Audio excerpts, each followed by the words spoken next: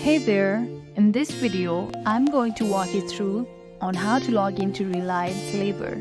It's a very simple and quick step. All you gotta do is follow along and you'll be logged in no time.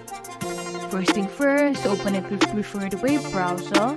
Just type into Google Chrome, and at the very top you can see a search bar. Let's type in Reliance Labour work login, since we're going to log in, and hit enter. Now you may come across various sites even with the same name, but make sure you tap into the official site, which is this one right here, and may take a while, and there you go. You'll be logged in with your Reliance login page.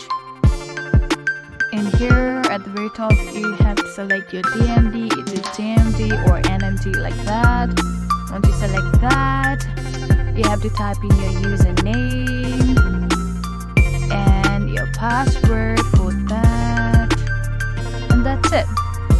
Now all you gotta do is tap into that login button and you'll be logged into your Reliance account.